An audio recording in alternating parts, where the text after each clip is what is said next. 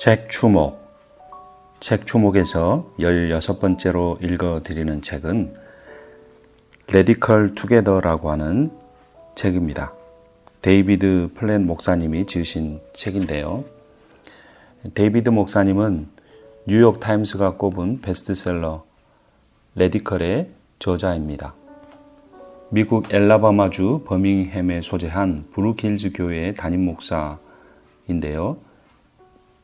뉴올리언즈 침례 신학대학교에서 박사학위를 받을 정도로 학문적인 깊이도 있지만 브룩힐즈 교회에 부임하신 뒤에 전 미국을 통틀어 가장 진보적인 그러한 목회를 하셨습니다. 그로 인해서 교회에서 기존에 사용하고 있던 예산의 상당히 많은 부분을 절감해서 땅끝까지 이르러 복음을 증거하라는 선교 사역에 그 비용을 사용하였습니다.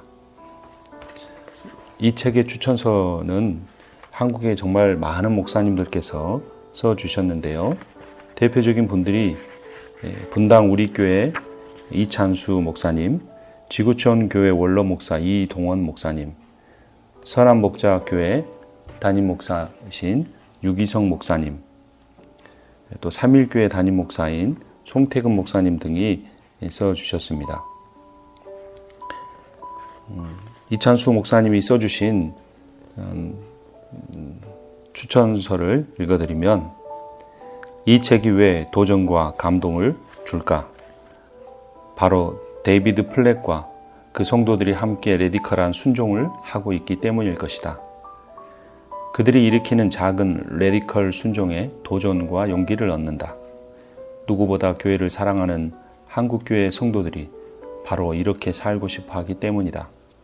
하나님을 향한 저자의 뜨거운 마음이 브룩힐즈 교회 성도들과 함께 이룬 레디컬한 공동체의 모습이 귀감이 되었으면 한다.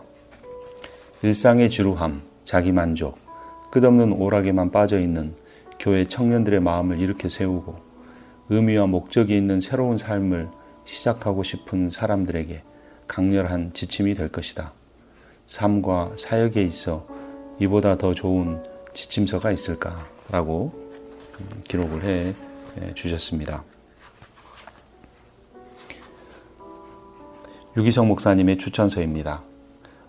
브룩힐즈 교회 데이비드 플랫 목사에게서 우리가 받는 충격은 실험 정신이다.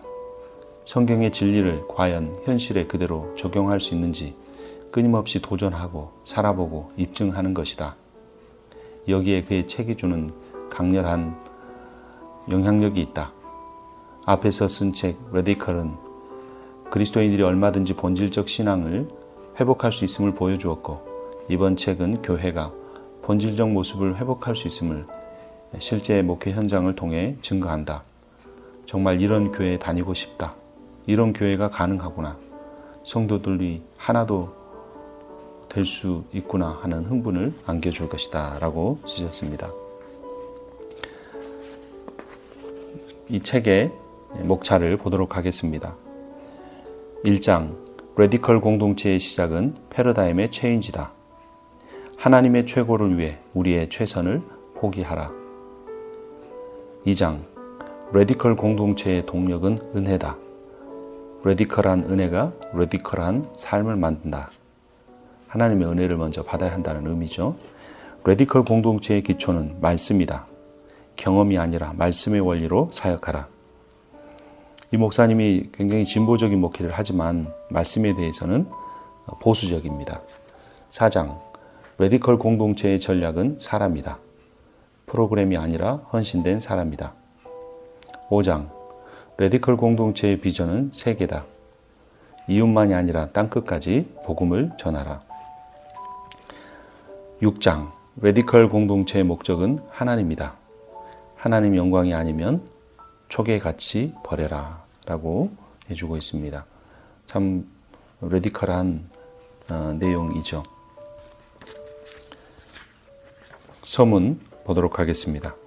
지난번 책 레디컬에서는 성경의 복음이 그리스도인 한 사람 한 사람의 삶에 어떤 영향을 미치는지 살펴보았다. 한마디로 영적으로든 신체적으로든 절박한 결핍 상태에 빠진 세상에서 복음을 받아들이고 하나님을 찬양하며 살아가길 원하는 그리스도인들은 기독교식 성공 신화를 따라가는데 허비할 시간이 없다. 당신은 성경에 소개된 복음을 삶으로 살아낼 뿐 아니라 더 나아가 교회 전체가 그렇게 되기를 간절히 소망하는 그리스도의 제자인가? 어떻게 하면 교회 울타리 속에 있는 하나님의 백성들을 일깨워서 성령 안에서 하나님의 말씀을 가지고 온 세상에 하나님의 영광을 가득 채우는 일에 참여하게 만들 수 있을까? 이 책의 구성은 그 6가지 개념을 토대로 한다. 첫째, 교회에서 하는 좋은 일들이 바른 신앙을 위협하는 가장 무서운 적이 될 수 있다. 둘째, 행위 올무에서 인류를 구한 바로 그 복음이 또한 그리스도인을 일하게 한다. 셋째, 인간이 아니라 말씀이 일한다. 넷째, 교회를 바로 세우는 사역의 성패는 어리석고 실수가 많은 인간을 두루 활용하는 것에 달려있다. 다섯째, 그리스도인은 세상의 종말을 갈망하며 살아야 한다. 여섯째, 그리스도인들은 자아를 내려놓고 자기중심적인 하나님을 따라가는 제자들이다. 이런 6가지 이 주제를 가지고 책을 써나가고 있습니다. 1장, 레디컬 공동체의 시작은 패러다임 체인지다. 하나님의 최고를 위해 우리의 최선을 포기하라. 교회에서 하는 좋은 일들이 바로 바른 신앙을 위협하는 가장 무서운 적이 될 수 있다. 목사님, 그동안 교회 생활을 하면서 선한 일이다 싶으면 그게 무엇이든 몸을 사리지 않았습니다. 하지만 이제 보니 가장 중요한 걸로 지고 있었어요. 제자를 삼는 일에서는 아주 형편없었던 거죠. 누군가가 와서 이렇게 말했다면 어떻게 대응할 것인가? 그리스도인들은 교회 프로그램에 열심히 참여하는 게 곧 하나님 나라의 비전을 실현하는데 헌신적인 일이라는 자기 기만에 빠지기 쉽다. 저마다의 삶과 그리스도인 공동체의 내면을 들여다보면 막대한 자원을 소모하고 큰 관심을 끌기는 하지만 실제로는 하나님 나라의 복음을 마음껏 누리거나 지역사회의 그 기쁜 소식이 널리 전파되게 하는 데는 특별히 보탬이 되지 않는 좋은 일과 활동들이 수두룩하다. 그것이 오늘의 현실이다. 하나님의 위대한 역사를 이루려면 교회 안에서 벌어지는 좋은 일들을 과감하게 정리할 필요가 있다. 이런 질문을 해보자. 어떤 방식으로 어린이와 청소년, 대학생 사역을 이끌어가는가? 여성과 남성, 결혼하지 않은 이들과 가정을 이룬 성도들, 나이 든 성도들을 어떻게 섬기는가? 교회 음악과 선교는 어떠한가? 예산과 재정 운용, 행정과 의사소통은 얼마나 원활하게 이루어지는가? 각종 정책과 우선순위, 진행 과정은 어떠한가? 어떤 빌딩과 부동산을 소유하거나 임대해서 사용하는가? 교회는 목숨을 걸고 그리스도를 따르는 이들의 공동체다.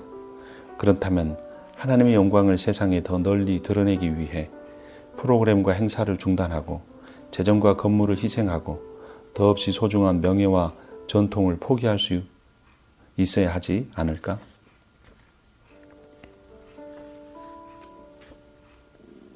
이런 질문을 다시 해보자. 어떻게 하면 가장 효과적으로 성도들에게 동기를 부여해서 하나님의 지상 명령을 성취할 수 있을 것인가? 어떻게 하면 가장 효과적으로 리더들을 단단히 결속시켜서 하나님의 지상 명령을 성취할 수 있을 것인가? 지금 움직이는 각종 사역팀과 위원회, 여러 교육자들은 반드시 필요한가? 말씀에 비추어 볼 때 현재 교회 예산은 하나님의 계획과 열망을 정확하게 반영하고 있는가? 수십억 원짜리 건물들을 유지하는 데 들어가는 비용을 세상을 아우르는 하나님의 목표를 실현시키기 위한 재정으로 볼 수 있는가? 각종 프로그램들은 교회 공동체로부터 시작된 복음의 역사를 땅끝까지 펼치는데 더할 나위 없이 적합한 내용과 형태를 가지고 있는가? 더 큰 열매를 거두기 위해 단호하게 폐기하거나 바꿔야 할 좋은 일과 자원은 없는가?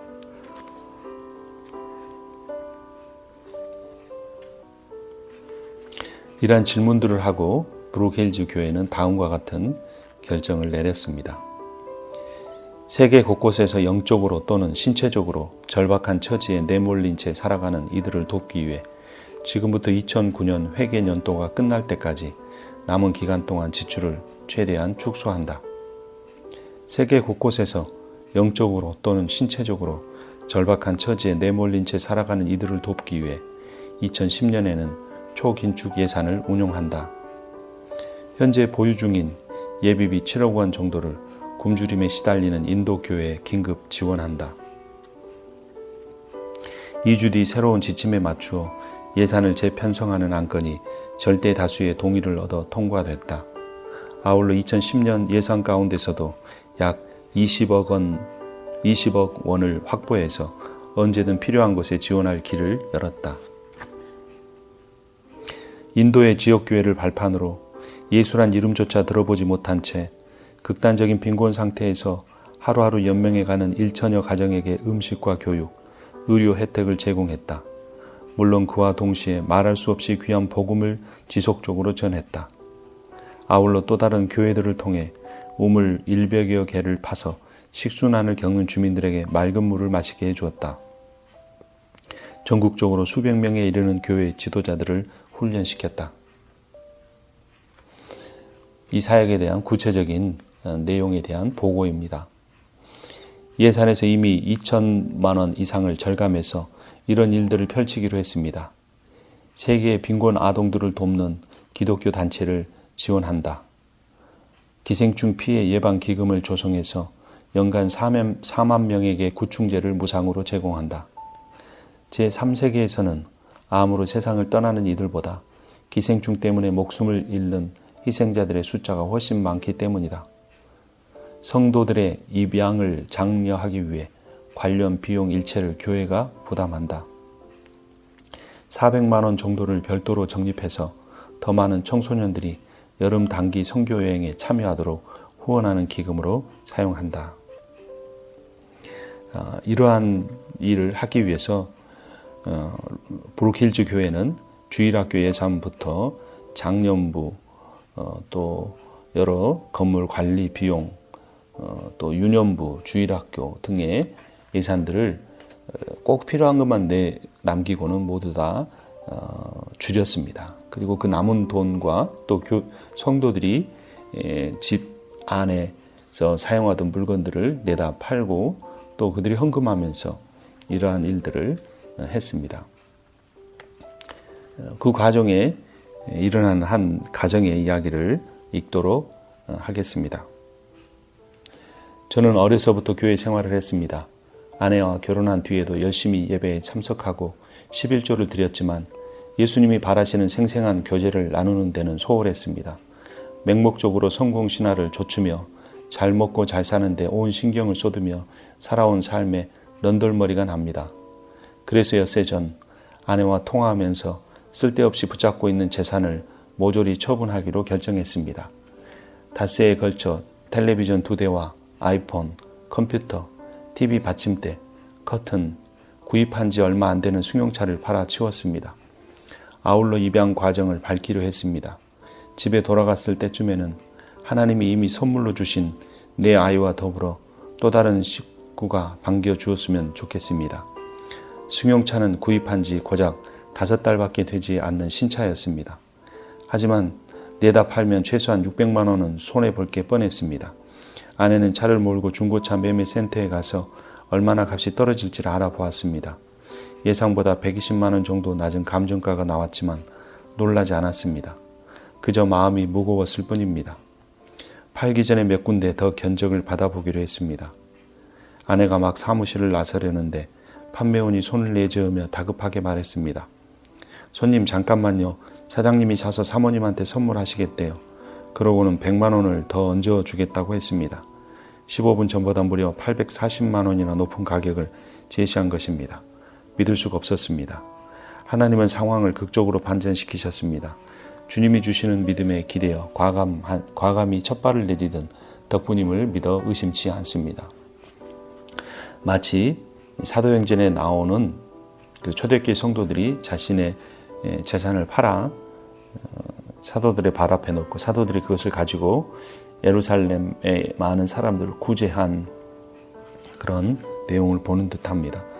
이렇게 브루킬즈 교회 성도들은 개인적인 재산의 일부를 하나님 앞에 드리고 교회 자체가 그동안 당연하다고 사용했던 예산들을 획기적으로 줄여서 그 모든 비용을 가난한 나라에 힘들게 살아가는 사람들을 돕기 위해 그들의 질병을 치료하기 위해 또한 그들에게 복음을 전하기 위해 교회를 짓고 병원을 짓는 일에 사용했습니다. 2장 레디컬 공동체의 동력은 은혜다. 레디컬한 은혜가 레디컬한 삶을 만든다. 행위의 올무에서 인류를 구한 바로 그 복음이 또한 그리스도인을 일하게 한다. 앤디라는 그리스도인을 떠올려 보자. 몇 년 전에 그리스도를 믿고 자타가 공인하는 신앙인이 됐다.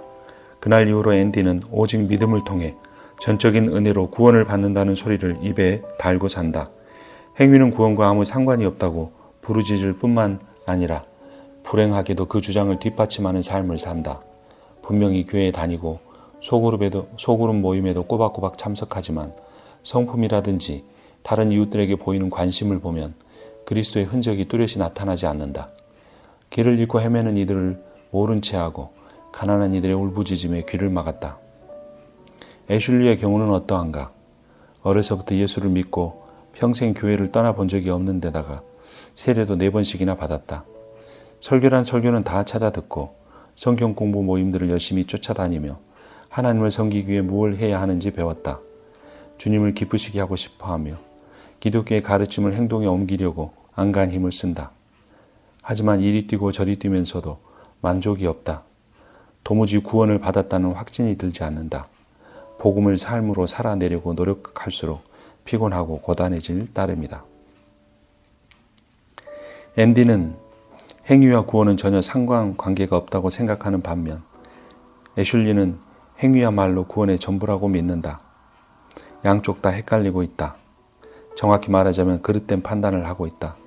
복음을 제대로 이해하지 못하는 한 절대로 하나님의 뜻을 이루어가는 사역에 동참할 수 없다.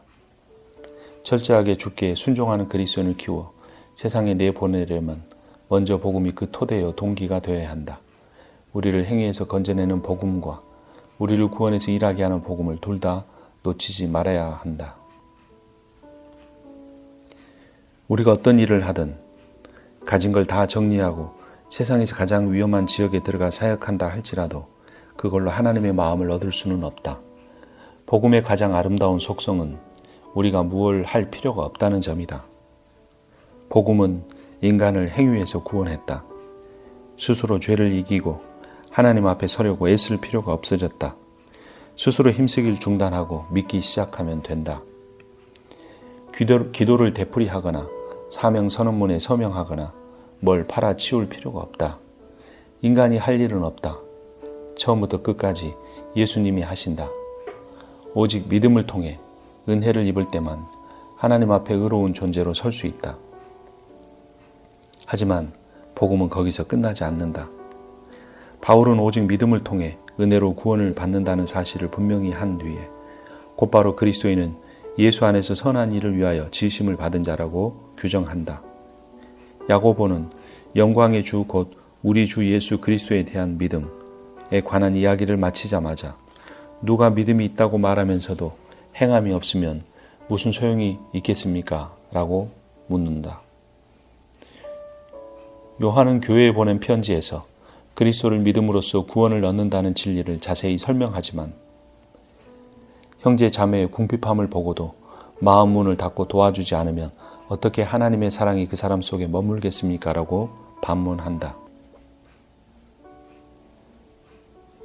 성경은 항상 믿음과 행위를 연결시켜 말한다. 바울은 믿음의 역사라는 표현을 했고 모든 선한 뜻과 믿음의 행위라고 했고 믿음이 사랑을 통하여 일한다라고 표현했다. 참다운 믿음은 반드시 열매를 맺는다. 출발점은 언제나 은혜다. 구원의 근거는 하나님의 은혜로운 선물인 예수 그리스도이시다. 그러나 복음은 그리스도인을 살아서 일하게 만든다. 그리스도를 믿으면 마음과 생각, 삶이 모두 달라진다. 보고 느끼고 행동하는 방식을 주님이 바꿔놓으시는 까닭이다. 무 백성들을 구원하기 위해 목숨까지 내놓으신 구세주의 눈으로 이 세상의 비참한 현실을 보기 시작한다. 복음을 통해 그리스도와 나누는 친밀한 관계가 깊어가면서 차츰 극단적으로 사랑을 베푸신 예수님의 삶을 닮아가게 된다. 3장 레디컬 공동체의 기초는 말씀이다. 경험이 아니라 말씀의 원리로 사역하라. 인간이 아니라 말씀이 일한다. 어떻게 하면 그리스도인들이 자기를 부인하고 세상으로 나가 하나님의 영광을 위해 살도록 마음을 움직이고 동기를 부여할 수 있을까? 세상에 하나님의 영광을 드러내고 싶다면 주님의 말씀을 교회에서 전하는 모든 가르침의 핵심으로 삼아야 한다. 하나님의 말씀을 가르치기만 해도 그리스도인들이 일어나 물불을 가리지 않고 온 천지에 하나님의 이름을 드높인다는 게 과연 현실성 있는 얘기일까? 성경을 가르치고 선포하는 일이야 이미 모든 교회에서 하고 있지 않은가? 소그룹에서든 주일 강단에서든 성경 말씀을 한두 절 읽어 치운 다음에는 긍정적인 마음가짐, 감동적인 예화, 창의적인 아이디어, 개인적인 의견 따위로 나머지 여백을 채운다. 신간, 기독교 서적, 각광을 받는 첨단 리더십 기법, 회복의 지름길을 장담하는 최신 이론, 족집게처럼 정확하다는 재정 자문, 결혼과 가정 문제를 해결하는 최상의 해결책 따위를 닥치는 대로 뒤지고 다니면서 거기서 무언가를 끌어내려고 한다. 물론 동기는 높이 살만하다. 하지만 여러 다른 세대의 다양한 필요를 채우는 데는 성경 말씀을 동원하는 게 도리어 핸디캡이 될 뿐이라는 판단은 심각한 문제다. 월터 카이저는 말한다. 그래서 목회자들은 기독교 서점에 넘쳐나는 회복을 주제로 한 대중심리학 서적에서 메시지를 끌어내는 쪽으로 급격히 기울고 말았다. 말씀을 기록해서 넘겨주신 목적은 시대와 장소를 가리지 않고 모든 이들을 변화시켜 예수님의 형상을 닮아가게 하는 데 있다. 하나님은 자녀들에게 가장 시급한 게 무엇인지 정확하게 알고 계시며 그 목표를 달성하기에 성경은 한 점 부족함이 없다. 교회에 영향을 미치는 리더로서 거룩한 자녀들에게 스스로의 재치와 조언과 충고를 내놓는 대신 하나님 말씀을 제시할 수 있는가? 하나님이 저마다의 형편과 사정을 모두 헤아리시고 말씀을 주신다는 사실을 깊이 신뢰할 수 있는가? 잘 나가는 경영인이 되거나 자산을 잘 관리해서 큰 이윤을 내거나 자식을 잘 가르치는 것보다 하나님을 알고 주님과 동행하는 게 더 시급한 일임을 절감하고 있는가? 교회에서 진행되는 교육과 선교의 선포의 기초가 하나님의 말씀이 되어야 한다. 말씀을 가르치면 교회에서 하는 일들이 다 잘 풀려 나간다는 소리가 아니다. 하지만 그리스도인들이 겸손하게 마음을 모아 기도하면서 주님의 자녀들을 위해 어떤 계획을 세워 놓으셨는지 묻고 거기에 목숨을 걸면 그분은 한 사람 한 사람을 일깨워서 철저한 순종과 헌신의 길로 안내할 것이다. 4장 레디컬 공동체의 전략은 사람이다. 프로그램이 아니라 헌신된 사람이다.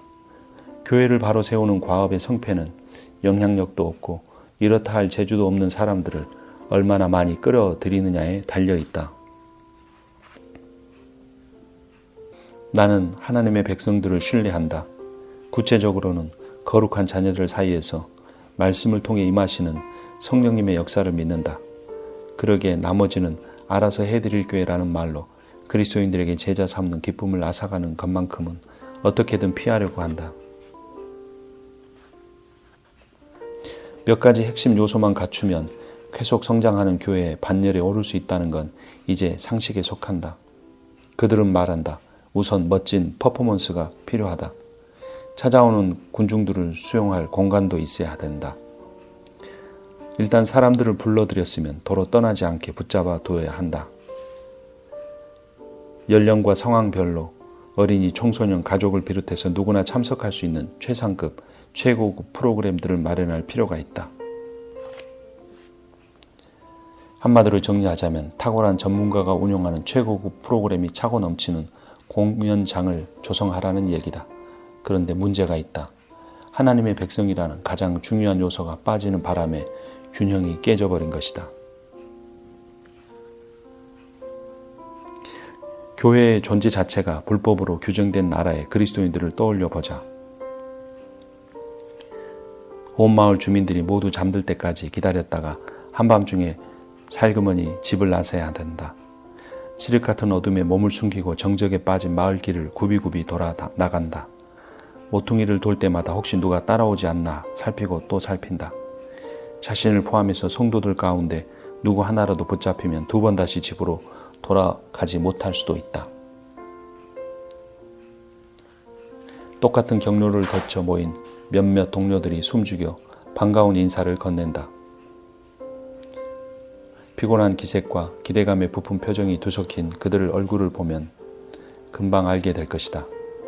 거기 앉은 형제 자매들 가운데 1년 내내 강의 요청이 쇄도하는 명강사의 이야기를 들으러 찾아온 이는 단 한 명도 없다. 실력 있는 밴드의 연주를 감상하러 온 것도 아니다. 너나 없이 그저 하나님의 백성들과 함께 하고 싶어서 목숨을 걸고 모여든 것이다. 퍼포먼스 따위는 고려의 대상이 아니다. 그들에게 중요한 건 오직 사람뿐이다.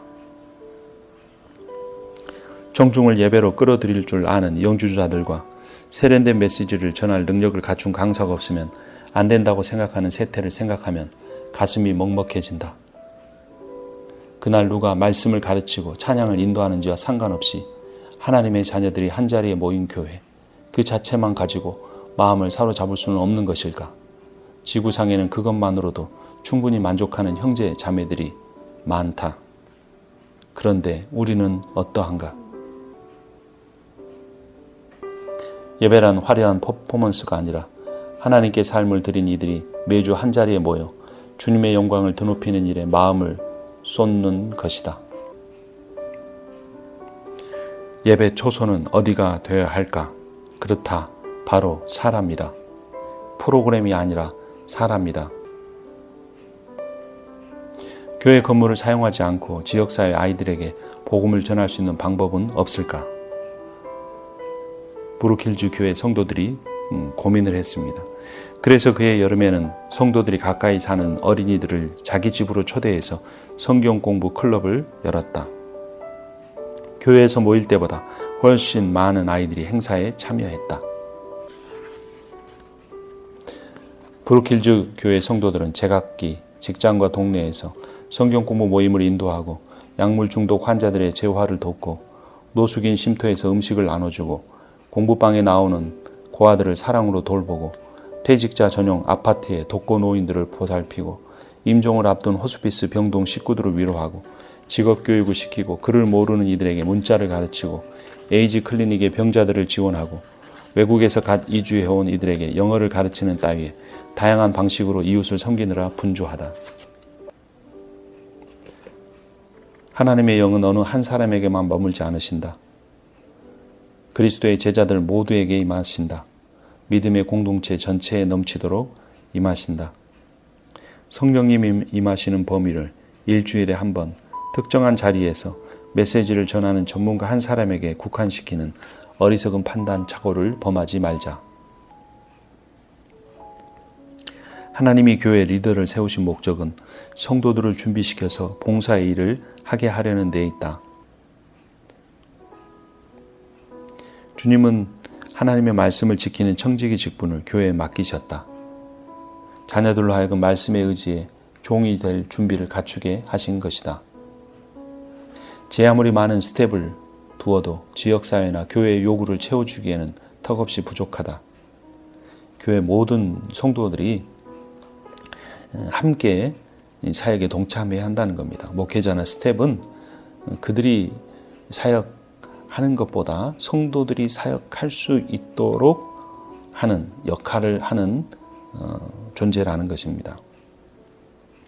하나님은 교회 행사를 진행시키기 위해서가 아니라 사람들을 준비시키려고 교회 리더를 세우셨다. 목회자는 예배를 집전하는 진행자가 아니라 사람을 세우고 섬기는 일꾼이다. 5장 레디컬의 공동체의 비전은 세계다. 이웃만이 아니라 땅끝까지 복음을 전하라. 그리스도인은 세상의 종말을 갈망하며 살아야 한다. 단순히 제자 삼는 게 아니라 모든 민족으로 제자를 삼아야 한다. 민족은 에트네라는 헬라어를 번역한 단어이다. 민족이란 에트네란 국가가 아니라 시족이나 부족 또는 언어와 문화적 특성을 공유하는 다른 인간 집단을 의미한다. 전 세계에 11,000개의 서로 다른 종족이 있다. 그들 모두의 구원의 기쁜 소식을 듣기 전까지 예수님은 결코 다시 오시지 않으실 것이다. 전문가들은 복음적인 그리스도인의 비율이 2%에 미치지 못하는 종족을 미전도 종족으로 분류한다. 거기에 속한다는 건 태어나서 살다가 죽을 때까지 단 한 번도 복음을 듣지 못할 가능성이 크다는 의미다. 세상에 존재하는 11,000개에 이르는 종족 가운데 대략 6,000개가 넘는 민족이 지금도 예수님을 모르는 채 세월을 보내고 있다. 마태복음 24장 14절에서 예수님은 이 천국 복음이 모든 민족에게 증언되기 위하여 온 세상에 전파되리니 그제야 끝이 오리라고 말씀하셨다. 그러므로 긴박하며 희생적이고 급진적인 마음가짐으로 분연히 일어나 하나님 나라의 복음을 들고 세상 모든 민족 집단으로 들어가는 예수 그리스도의 교회는 지옥의 권세와 충돌할 각오를 해야 한다. 복음을 들고 지옥으로 들어갈지 해외로 나갈지 선택할 필요가 없다. 제자를 삼는다는 목표를 생각하면 둘 중 하나를 골라야 한다는 부담에서 완전히 자유로울 수 있다. 지금 사는 지역에서 맺고 있는 의도적인 관계의 맥락 속에서 복음의 지경을 넓혀 가노라면 결과적으로는 현재 머무는 장소의 한계를 훌쩍 뛰어넘어 구원의 메시지를 확산시키는 사역을 하게 된다. 그리고 주님의 지상명령을 성실하게 이행하다 보면 늘 모든 민족에게 복음을 전파하며 살아가고 또 그렇게 되기를 갈망하게 마련이다. 개인적으로 단기 선교를 맹렬하게 지지한다. 직접 현장으로 달려가 두 눈으로 확인하기 전까지는 열방을 향한 하나님의 뜻을 이루는 사역의 긴급성을 과소평가하는 이들이 많다. 물론 단기 선교가 거룩으로 덧칠한 휴가 여행으로 변질될 가능성이 있다. 바람직한 단기 선교는 낯선 환경 속에 들어가 장기적인 제자화 사역이 시작되도록 불을 당기는 과정이 되어야 한다. 브루킬즈 교회는 성도들에게 저마다 시간의 2%를 떼어 버밍엄을 벗어난 타지에 가서 복음을 전하도록 도전하고 있다. 시간의 2%는 약 일주일 정도 됩니다. 1년에 일주일 정도는 지역을 떠나 다른 곳에서 복음을 전하게 한다는 것입니다. 낯선 상황에서 소비한 2%의 시간은 익숙한 지역사회에서 보내는 나머지 98%의 세월을 획기적으로 바꾸어 놓는다. 어느 성도는 이렇게 표현했다. 바다 저편의 시간이 바다 이편의 시간을 송두리째 변화시켰습니다. 제대로 운용하기만 하면 단기 선교는 삶을 급진적으로 바꿔놓는 열매를 맺는다.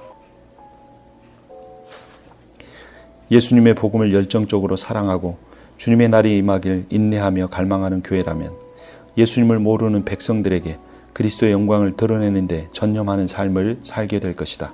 그리스도인은 세상의 종말을 갈망하며 살아야 한다. 6장 레디컬 공동체의 목적은 하나님이다. 하나님 영광이 아니면 초계같이 버리라.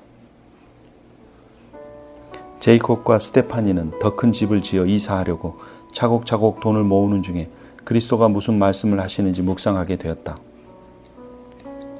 주님은 그 기도에 응답하셔서 다운 증후군을 앓는 아이들에게 관심을 갖게 하셨다. 스테파니의 말이다. 눈물이 솟구치더군요.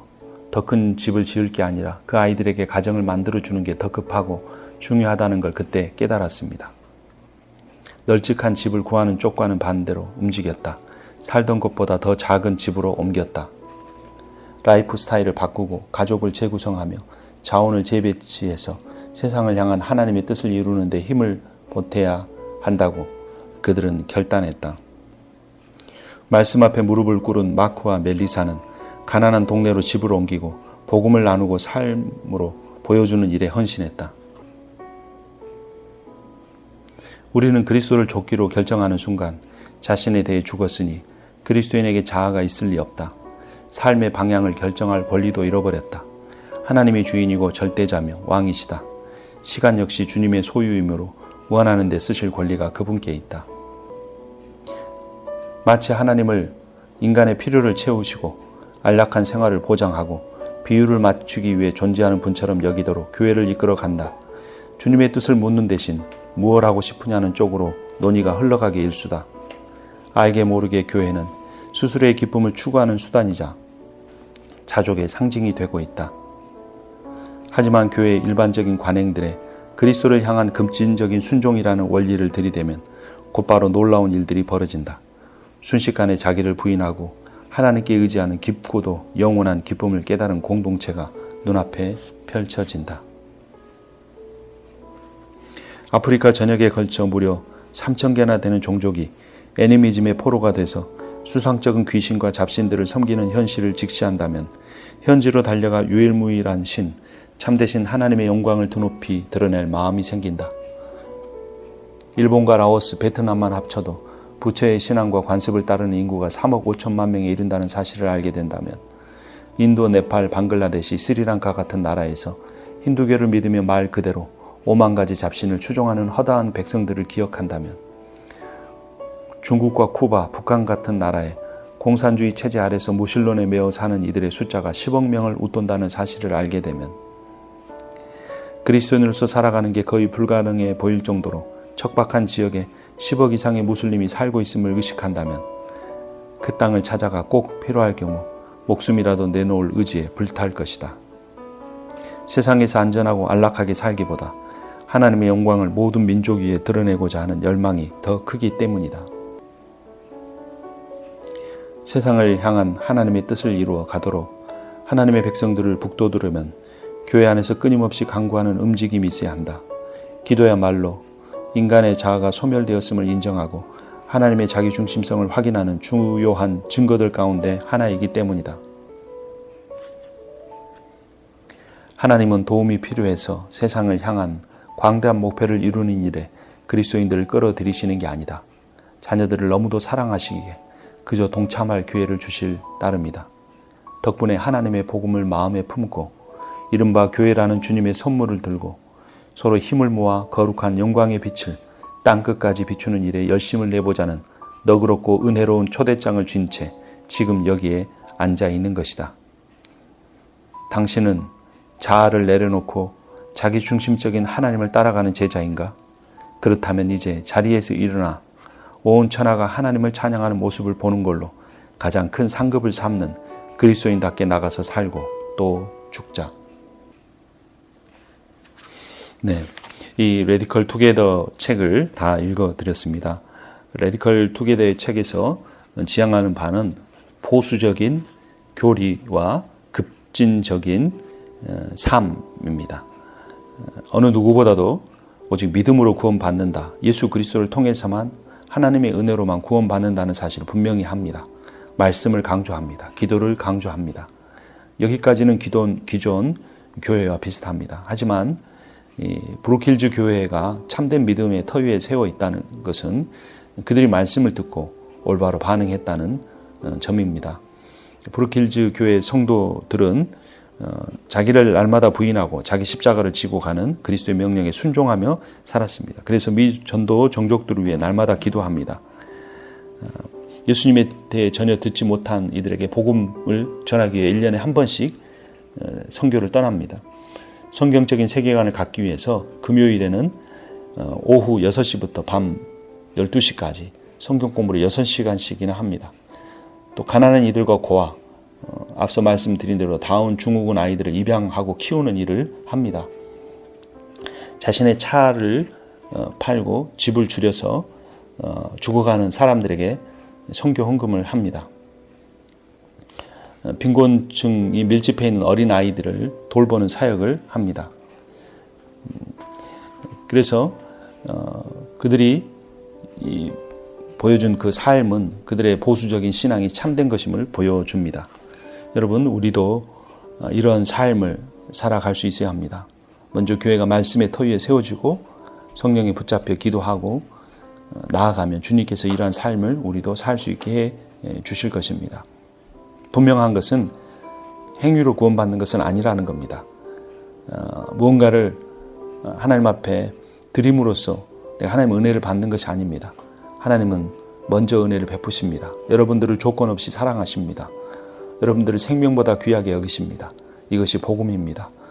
예수 그리스도가 연약한 나, 부족한 나를 위하여 이 땅에 오셨다는 그 놀라운 복음을 누리고 경험하고 체험하여 그 복음의 삶을 작은 예수로 살아가는 여러분과 제가 되기를 주님의 이름으로 축원합니다.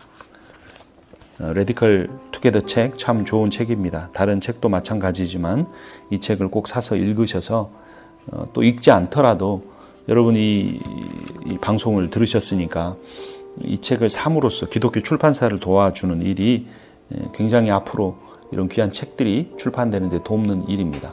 여러분도 읽으시고 여유가 있으신 분들은 또 몇 권을 더 사서 주변 사람들에게 선물해 주시기를 부탁드립니다.